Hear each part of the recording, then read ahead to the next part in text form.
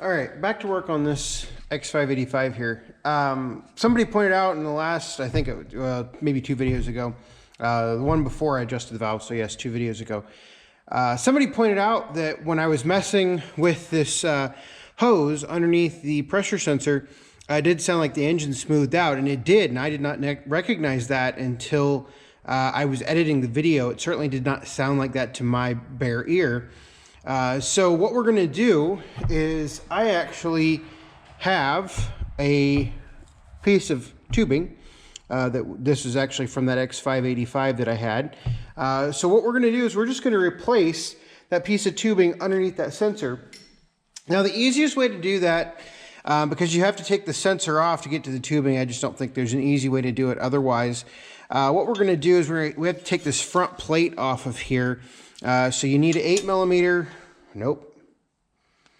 I thought you needed an 8mm, but evidently you do not. You need something smaller than that. We will try a 6mm. Nope. So you need a 7mm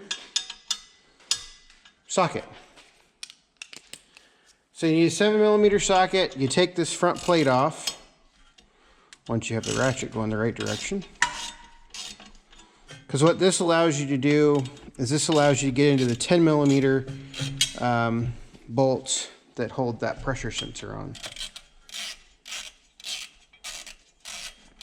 I've had lots of questions about what I'm planning to do with this machine.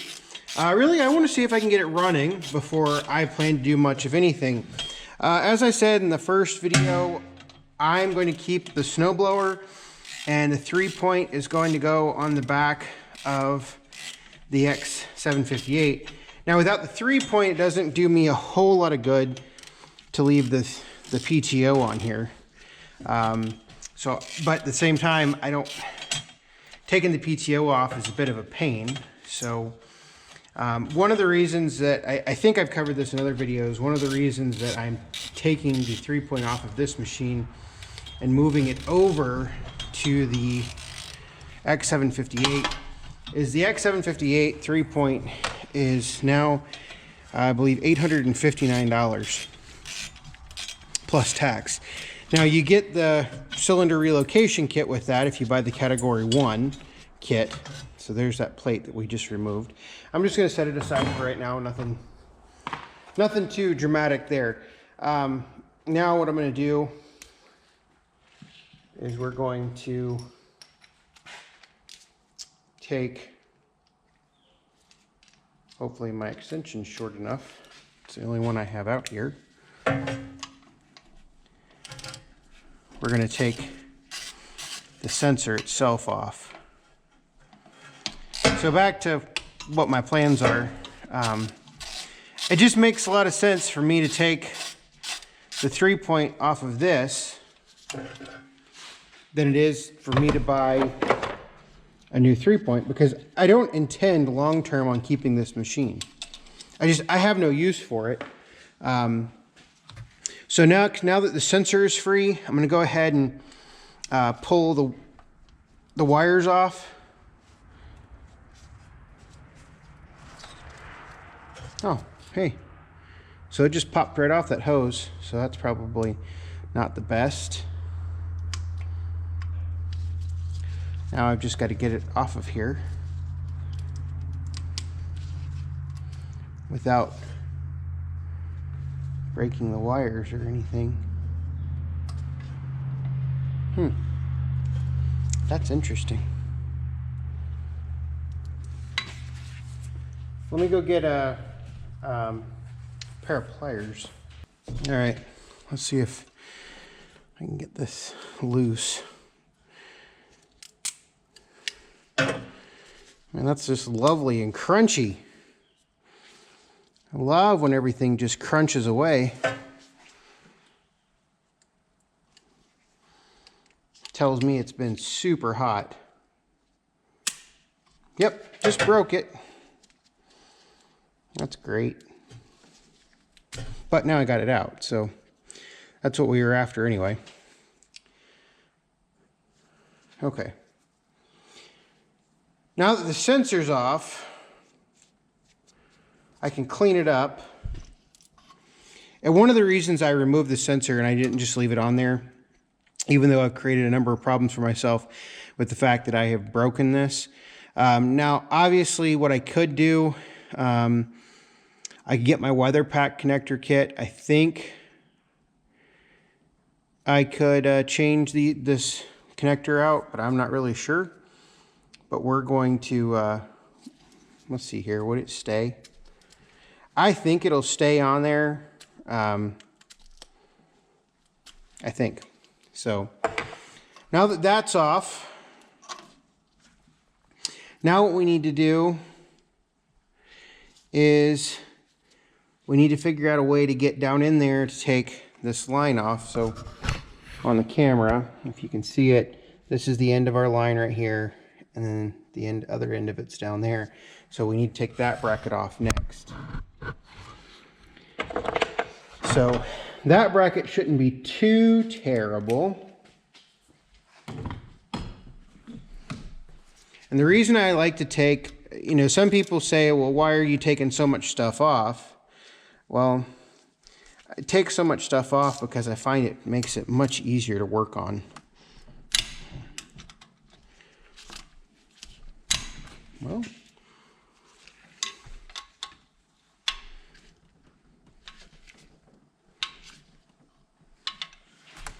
this is stupid. There's no reason. That shouldn't just pop right off of there. Instead, there we go.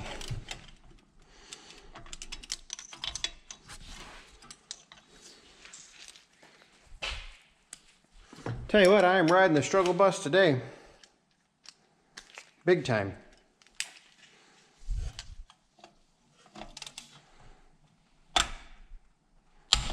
There we go.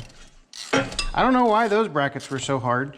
There's a ground right here that you'll probably, I mean, I'm just going to leave it on because realistically all I'm doing is replacing this hose. And what I would highly recommend is if you think it's the hose, you can order a new hose. In this particular case, the hose I have came off of an X585 that had the hose replaced. The hose was replaced, I can't exactly remember when, but several months before I got it, it had a lot of new components. And in the process of getting those new components, one of the hose was one of the things that was replaced. So it's a very it's a newer part, so I'm not too terribly concerned about it. All right, so now what we need to do is we need to get this hose off, but first I want to clean from around it so nothing falls down into the engine. So I'm going to clean all this up, and I'm going to go ahead and just use a long pair of needle nose pliers to pull this hose off and replace it, and we'll actually inspect the hose when I get done with it to see if it's got any cracks in it. All right, so I can't really show this well on camera other than just doing a demonstration. So here's the old tube that I took off. I've already took off the hose clamps. Here's the new one. Notice that. And then this one, I can't even bend it except right there at the very end. It does look like there's a small crack up here at the top. I'm never going to be able to show that on camera, but my guess is this thing was just toast. So we're going to replace it. I'm going to put you back up here on your perch. Not that you can really see a whole lot of what I'm doing because it's down on the front of the engine. I don't think that there is a good way for me to get you in there to show you what I'm doing. But let me put the clamps on here, and then I'm just going to take my pliers and slide it on there, and then I really don't like these clamps at all. I've always found them extremely difficult to work with.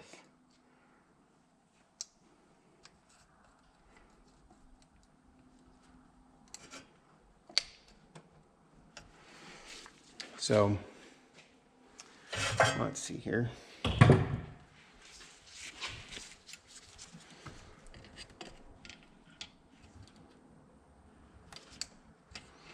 And don't ask me why I've always found these so difficult to work with. Maybe I just don't have the right technique.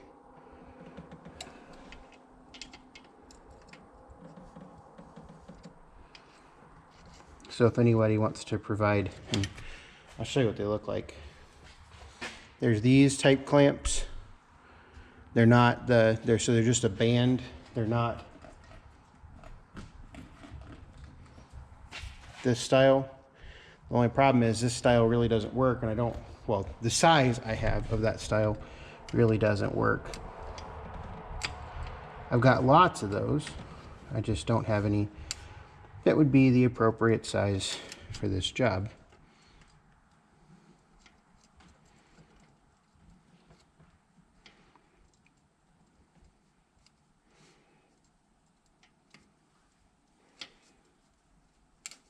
Actually, I got an idea. Let me see if I can take that off of there. Probably not. Oh yeah, I can. Okay. What I'm going to do is I'm going to pinch them between a pair of pliers.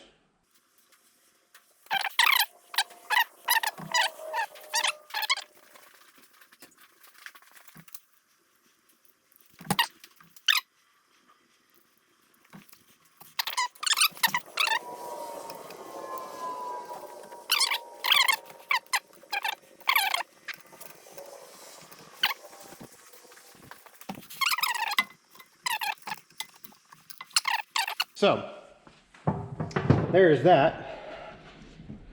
Now we have to do it one more time.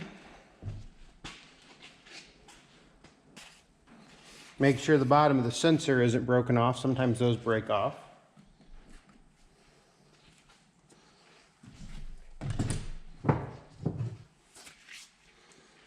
Go ahead and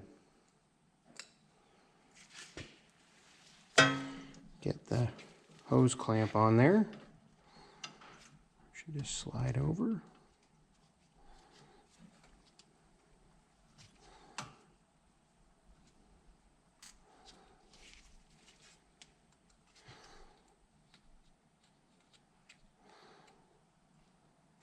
Okay.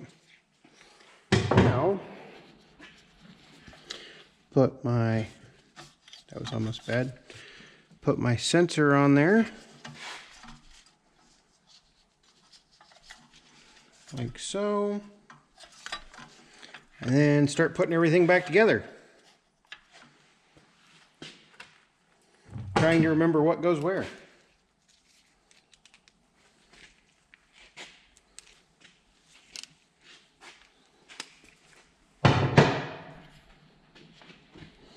First thing we need to do is get our bracket back in place.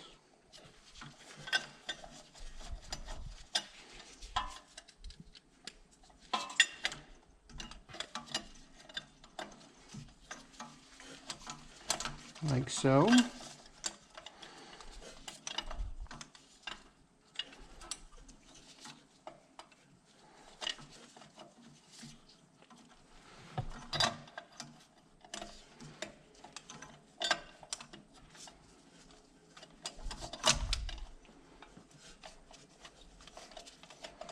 There's probably all kinds of rules to actually do this in terms of order and whatnot, but you know what? This is how we're doing it.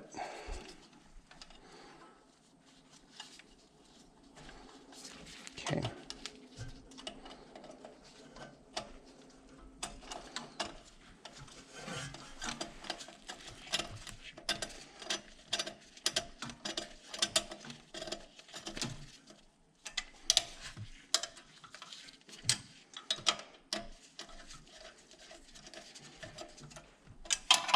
All right, now we'll tighten those down a little bit because they were pretty tight when we started.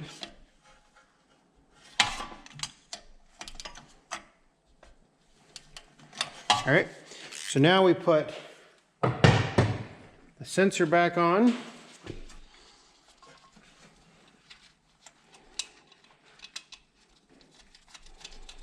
like that.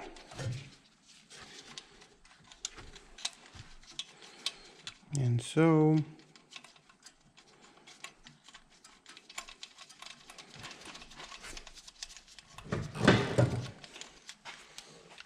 then we tighten it down.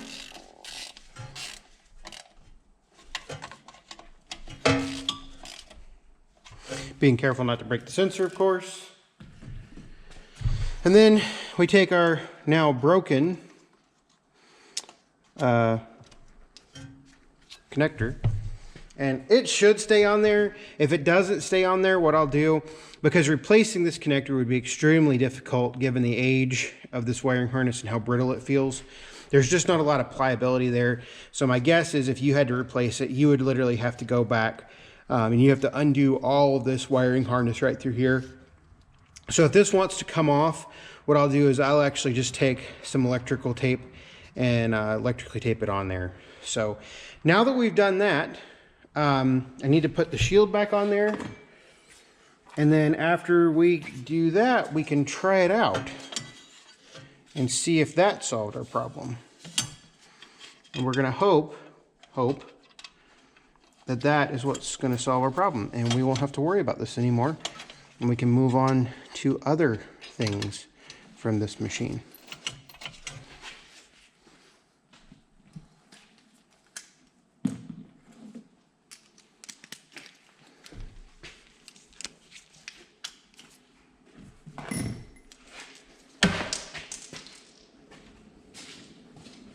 Dropping stuff everywhere. Okay. This bracket seems to have really wrong screws on it.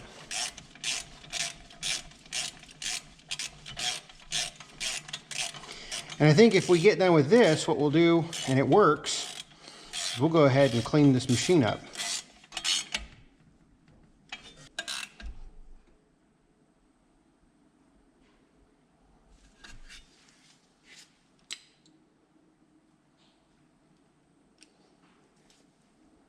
Okay, so there's that. So now I guess we can see if it runs, right? Let me,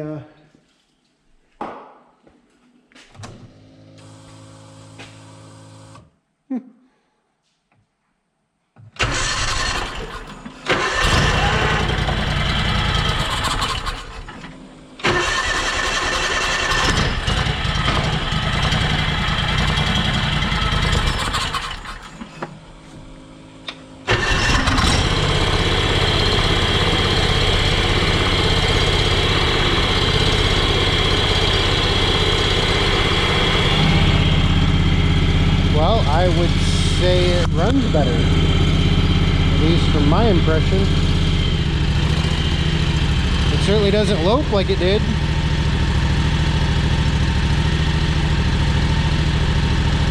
Well, that's fantastic. Just one little tube. So I guess because the tube was so hard, when I was playing around with it, it caused just enough to seal up that it was fine, but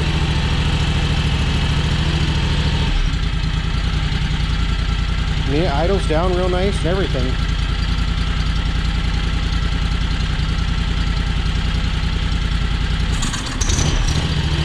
That's just because it's cold.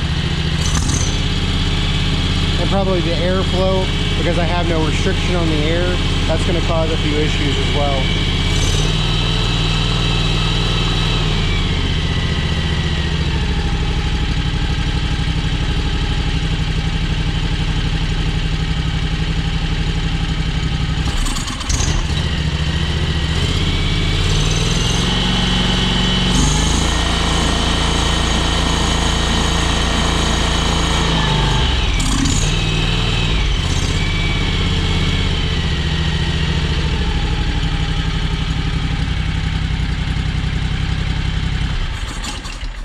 I think that's fantastic. There's a little bit of stumbling here and there. My guess is it's probably got some decently old gas in it, coupled with the fact that the the air filter is off. So with the programming everything, there's obviously supposed to be some restriction on the air cleaner, from the air cleaner. So I think what I'm going to do now is get everything put back together. I really would like to wash all this, but I think just out of safety, I'm going to go ahead and put the air cleaner back on.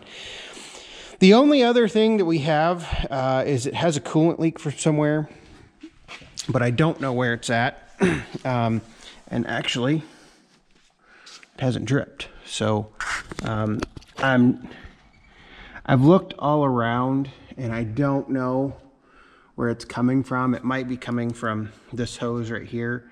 I'm really going to have to investigate that some before I do too much. Just because based on the drips right here, I would say that's probably where it's coming from. But I think a good cleaning will give us a lot of those indications. It doesn't look like it's coming from the engine itself, or at least I don't think it does, because it's dripping down here, but there's nothing on the front of the engine that would indicate that it's coming from the engine. So I don't, I might just go ahead and tighten up all of these screws and everything, and see if it's still there after we give it a good washing. So I'm gonna get everything buttoned up, put the air cleaner back on, etc., and we'll go from there. That is probably the end of this video. Thanks for watching.